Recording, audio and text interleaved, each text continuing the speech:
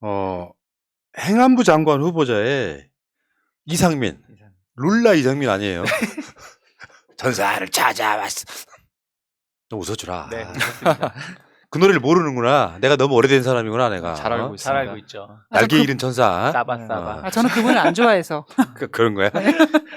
근데 이게 여기서 이제 결정적인 거예요. 법무부 장관만은 한동훈을 임명하면은 지금 사실상 검찰의 수사권을 경찰 쪽으로 경찰 이관을 쪽에. 한다는 거잖아요. 경찰의 소관부처, 그러니까 중앙경찰이에요. 지금은 검경 수사권 조정 때문에 지방경찰은 자치단체장이 갖는 권한이고 행안부라고 하는 것이 경찰을 지휘하고 그것 말고도 왜 김부겸 뭐 장관일 때 산불 나면 찾아가는 곳이 행안부 장관이에요. 그래서 행안부 장관은 법률가 출신 임명 거의 안 합니다. 정말 많이 돌아다니고 선거 실무도 행안부가 합니다. 그러니까 가장 업무가 많은 부서 중에 하나야. 근데 거기에 윤석열 측근이 또 임명됐네. 그러니까 포석을 하는 거야 지금. 이쪽으로 가면 이것도 내가 장악할 거야. 요 생각하는 거거든요. 저는 맨 처음에 행안부 장관 후보자가 이상민이라고 그래가지고 이거 민주당 이상민 의원 말하고 깜짝 놀랐거든요 진짜로. 아니, 얼마 전에 대선 패배의 장본인이 뭐 이재명이라는 얘기하고 저도 이러면서 놀랐습니다. 순간 이상민 의원이니까 깜짝 놀랐는데 그건 아니어서 다행이었는데 근데 이제 그 다음 보니까 이렇게 고등학교 대학교 후배라는 이 기사를 보고 무슨 생각을 했냐면 얼마 전에 우리 그 문재인 대통령 동생의 친구가 그 대우조선해양 사장 됐다고 하면서 난리 났었잖아요. 그렇죠. 뭔가 문재인 대통령께서 뭐 이렇게 월권하셔서 한 것처럼. 근데 여기서는 아니 대통령의 고등학교 대학교 후배가 행안부 장관 온다는 거는 그냥 뉴스야. 그냥 뭐 잘 되고 잘못되고 이런 것도 없어. 그냥 뉴스로 하나 다루는 것이 참 그랬고. 아니 대우조선해양은 친구도 아니에요. 동창이에요, 동창. 아 동창 맞아요. 맞아. 이런 것도 그렇고 그다음에 그러니까 문재인 대통령 동생의 동창. 네, 동생의 동창. 동창. 가까운 장 가까운 일 아무도 몰라. 아무도 몰라. 그리고 이제 여기 이 이상민이라는 행안부 장관 후보자가 박근혜 씨 시절에 국민권익위 부위원장을 지냈다고 했는데 이게 이제 나름대로도 윤석열은 그나마 뭐 이렇게 박근혜랑 화해의 제스처를 한번 취하는 모습도 보이고 싶은 생각이 있었다 이런 생각이 좀 들어요. 그러니까 지금 저는 한동훈하고 요 이상민 요 두 분을 보면서 두 약간 분이요? 뭐 한동훈 두 분이요? 잠깐만요. 이거 말실수 같은데. 두 사람 두 명을 사람. 보고 그 생각을 한 게 뭐냐면 전두환의 그 우리 허삼수 트리오라 그러나요? 그 허화평, 허삼수, 허문도 뭐 이런 얘기가 있었잖아요. 그런 걸 느낌이 좀 받았어요. 뭐냐면 노태우하고도 좀 비교를 하는 것 같은데 일단은 제가 한동훈은 잘 모르겠지만 이상민 이분의 경력이라든지 이분의 그 외모를 보면은 참 정치를 되게 하고 싶어하는 그죠?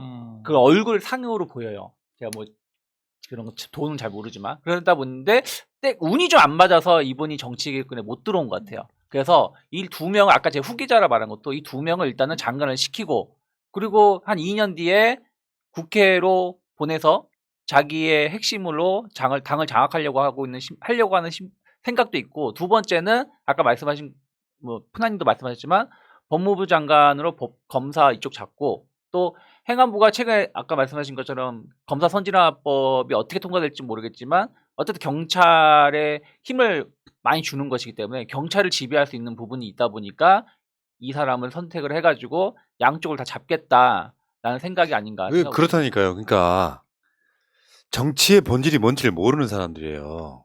아까 말한 첫 번째가 시스템이고요. 두 번째가 여론입니다. 민주정치는 여론이 굉장히 중요해. 그러니까 뭐 소위 말하는 4대 권력기관 이런 거 하잖아요. 검찰, 경찰, 뭐 세무서, 뭐 국정원 이런 거. 그럼 그런 권력들을 광범위하게 나눠줌으로써 우리 패밀리만의 권력이 아니라 권력을 나눠 갖는 척하면서 자기 지지 여론을 넓혀가는 거거든. 근데 그게 안 되는 자야. 권력기관에 지금 최측근 한동훈하고 또 최측근 이상민 이렇게 이제 임명을 한단 말이에요. 임명하려고 지금 포석을 깔았어. 근데 이런 상황을 윤석열 자체가 워낙 권력 지향적인 사람이기 때문에 가능한 거라는 거죠.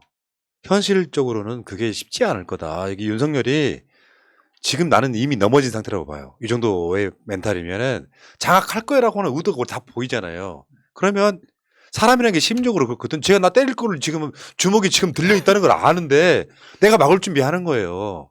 근데 의외의 상황에서 권력이 튀쳐져 나와야 되는데 이미 얘는 자기 스스로 방어적인 데다가 공격적으로 자기 진영을 구축을 하고 있어. 나 너 때릴 거야라고 준비를 하고 있는 거야. 우리는 그 사람한테 동조하기가 힘듭니다. 왜? 이미 때릴 거를 우리가 예상을 하고 있는데 우리가 맞고만 있겠냐고. 먼저 쳐야죠. 그렇죠. 원래 그런 거예요. 정치 정말 더럽게 못하는 이런 자는 필연적으로 5년 못 채운다. 내가 어제 그래 말씀드렸잖아요. 한동훈을 법무부 장관 임명할 정도 되면 그 자체로 탄핵감이에요. 입장 바꿔 생각해 보라고. 예를 들어서 이재명 후보가 대통령이 됐어. 상상만 해도 기분 좋다. 씨. 최측근을 법무부 장관에 임명하는 상황을 한번 해보라고. 그것도 범죄 혐의를 받는 사람. 상대방이 용인하겠습니까? 그런 상황이고 여기에 또 꼽사리 하나 끼신 아주 비겁하신 기회주의자 하나 계시죠. 김호수님. 우리 오수영. 참 대통령은 구술을 했고 이 사람 오수야. 야 인간적으로. 근데 대통령한테 면담 요청을 한다? 정치검사의 대표적인 그러니까 실제로 문재인 정부에서 법무부 차관도 지내고 나중에는 윤석열보다 3기수 선배예요. 검찰총장을 시킬 때 검찰개혁 찬성했던 자야 이 자가. 근데 지금 민주당이 지금 검수완박 검찰 정상화를 하겠다고 하니까 대통령 면담 요청을 했어. 대통령이 만나주겠습니까? 이게 이제 정치적 플레이라고 하는 건데 그러면서 세월호 가습기 살균제 수사 다 어디서 했냐 이런 말을 해요. 나 여기서 딱 욕이 확 튀어나오더라고. 저도요. 이 검찰 이 나쁜 새끼들아. 솔직히 말해서 문재인 정부에서 뭐 세월호 진상규명 못했다는 분들이 꽤 많죠. 아니 작년에도 세월호 특검을 했었어요. 그렇죠. 법에 의해서 한 거지. 특검을 했었는데 안 나온 이유가 뭔지 아십니까? 의혹이 없어서가 아니에요. 제대로 수사를 못했으니까. 안 했어요. 지금 7, 8년이 지나가지고 증거 인멸돼서 못 찾아낸 거예요. 그런데 세월호 수사 임관혁이가 결정적으로 덮었지 또 마지막으로. 세월호 방송을요. 우리나라 모든 방송 통틀어서 가장 많이 한 게 새날입니다. 그때 우리가 제기했던 의혹들 하나도 밝혀지지 않았어요. 가습기 살균제요? 가습기 살균제요. 전 세계를 통틀어서 가장 먼저 인터뷰한 게 새날이에요. 가습기 살균제 수사 관련해서 뭐 수사해가지고 그거를 쥐들이 검찰이니까 잘했다고 지금 자랑한 거잖아 이게. 그리고 자기네가 수사하면 누가 해요? 아니 근데 저는 진짜 웃긴 게 진짜로 세월호 가습기 살균제 어디서 수사했어? 니들 검사 X가 했지. 그리고 사법행정권 남용, 대형 금융공정거래, 부패 범죄, 사법행정권 남용 한동훈, 윤석열, 대형 금융공정거래, 도이치모터스 주가 조작, 부패 범죄, 최은순 장모, 부동산 사기, 병원 요양병원 부정 수급 이거 다 니들 검찰이 했지. 그러면서 관련돼서 뭘 얻었는데 아무것도 얻은 게 없잖아요. 그러면서 뭐가 대단하다고 말하는 건지 이해가 안 되겠고 그리고 민생 범죄는 왜 검찰이 더 조사해서 밝히면 안 되냐고? 아니 그냥 경찰이 잘하고 검찰도 같이 하면 된다 생각하고 있어요. 그리고 이제 김호수 총장이 정치적인 제스처를 취하는 거는 뭐 이해가 되지만 그런데 이제 마치 이 수사권과 기소권 분리하는 것이 헌법 정신에 반한다고 주장하는 거는 정말 혹세무민하는 거다라는 말씀을 드릴 수밖에 없는데 헌법에 보면 다들 뭐 여러 방송에서 말씀들을 하시는데 검사라는 단어가 딱 한 번 나옵니다. 12조 3항에 예를 들면 검사가 신청한 영장을 뭐 법관이 발부하는 거예요. 근데 뭐 검찰에서는 검사가 신청하는 것은 김호수는 수사권을 전제로 한 것이다 이렇게 얘기를 하는데 사실 그 조항이 있는 게 적법 절차에 따라서 기본권이나 인권을 보장하자는 조항에서 그래서 나오는 거기 때문에 검찰의 수사권을 보호하자고 그 조항이 나와 있는 게 아니거든요. 근데 마치 검사가 영장 청구권이 있는 것이 검사들의 수사권을 전제로 하는 것처럼 말을 해서 이 혹세무민하는 거 그만 좀 하고 오히려 헌법 정신에 부합하는 것은 네. 인권이나 기본권을 존중하려면 한 기관의 권력을 독점해 놓으면 되지 않는 거거든요. 저번에 여럿이 말씀하시는데 수사하면 기소하고 싶다니까요. 내가 3년 동안 수사해왔는데 잘못하는 거 인정하고 싶겠어요? 기소까지 가서 그냥 법안에 던지자 이런 상황이 되겠죠. 오히려 수사권과 기소권을 나눠놔야 헌법 정신에 맞는다고 생각을 하고 이렇게 말도 안 되는 논리로 헌법 정신을 지키기 위해서 뭐 그렇게 한다는 말 안 했으면 좋겠네요. 김호수가 검찰총장 청문회 할 때 수사권 분리하는 게 세계적 추세이다고까지 자기가 이야기했던 사람이에요.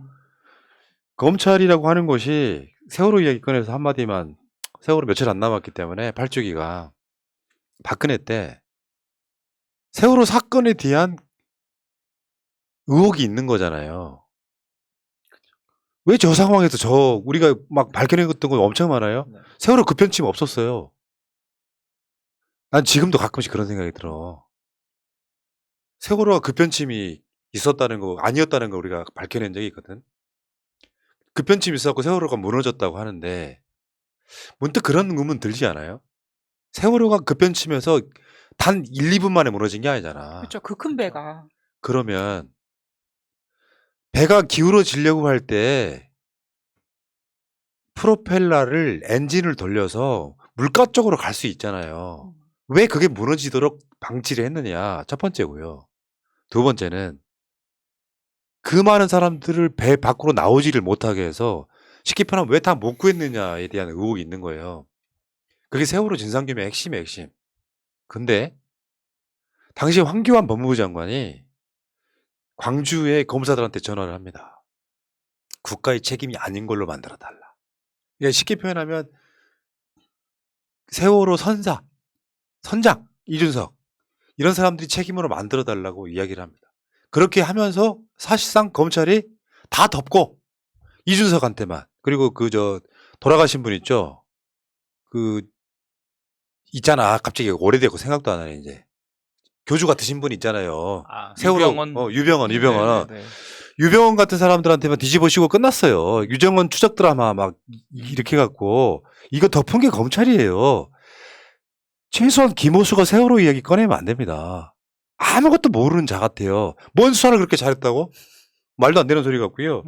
경찰에서도 지금 그 이야기가 나오는데 경찰에 가면 내부망 있어요. 내부망. 거기에 이제 검찰이 수사권을 경찰한테 주면 안 되는 이유. 경찰은 무능해서. 그럼 되게 열받지. 경찰에 들어간 변호사만 한 300명 된다고 그러대. 특채대 간 사람들이. 그러니까 검사들이랑 수준이 똑같게 만들려고 엄청 노력했던 거예요. 지금까지. 역사적 어떤 흐름으로 보면은 민주정부 때 그 흐름 속에 어차피 수사권은 경찰한테 간다는 건 보수 진보 없이 알고 있었던 거예요.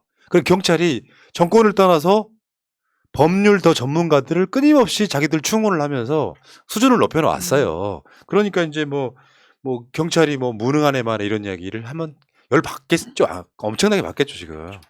그러니까 지금 그 검찰이라든지 지금 국민의힘이 지금 경찰이 무능하다라고 프레임을 씌우는 것 중에 하나가 경찰을 그냥 단순하게 이런 파출소에 계신 분들 그냥 그리고 신호 위반했을 때 음주운전 단속할 때 단속하시는 분들. 그 정도 수준으로만 지금 국민들한테 인식을 시켜주는 거예요. 경찰이 그냥 그 정도 일을 하는 사람들이 수사를 하게 되면 수사를 할 수 있겠어? 당신들이 보기에? 우리가 보는 사람들, 우리가 평상시에 자주 보는 경찰들은 갑자기 어떤 민원이 발생할 때 전화해서 오시거나 아니면 길에서 보는 경찰인데 그분들이 수사하는 게 아니거든요. 수사 전문 수사기관이 경찰들이 따로 있고 형사팀들이 있고 그 사람들이 전문적으로 수사를 하는 것인데 일반 사람들이 그냥 평소에 접할 수 있는 사람들의 경찰을 비교를 하면서 완전히 수사가 엉망이 될 거라고 그냥 오해를 하게끔 만드는 거죠. 경찰 내부망에 올라온 말이 너무 공감이 돼가지고요. 하루아침에 청사를 비워줘야 하는 국방부도 여성가족부를 폐지한다고 해도 세월호 참사로 해양경찰청을 해체할 때도 그 조직원들이 집단으로 반발한다는 소리는 듣지 못했다. 왜 니들만 집단 반발하냐. 그러면서 그때 나온 얘기가 그거야. 만약에 경찰들이 검사들처럼 96만 원 술 접대 무혐의 그리고 경찰 간부가 휴대전화 비밀번호를 풀지 못한 채 불기소돼. 이런 상황이라면 어떻게 됐겠냐. 이 얘기가 올라온다는 거야. 경찰 입장에서는 웃긴 거지 이제. 사실 윤석열의 가장 큰 문제는요. 실력도 없는 게 엘리트주의예요. 윤석열 멘탈 속에 실력도 없는 게 난 서울대 나온 검사야 출신이야가 그 엘리트주의가 나라를 망칠 거라고 저는 봐요. 똑똑한 사람들이 우린 똑똑해. 뭘 나한테 무슨 조언을 해? 내가 제일 똑똑한데. 그런 사람 결국 망합니다.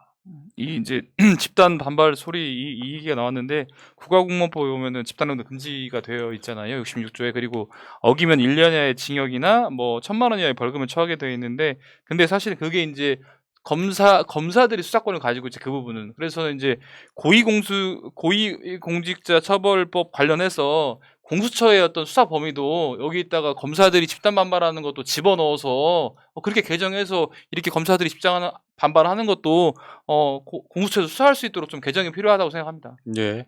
그거 이제 디테일한 것들은 계속 맞춰가면 되는 건데 지금 검찰이 그러고 있는 것이고 자, 어쨌든 간에 이 이야기도 여기까지 하겠습니다. 자,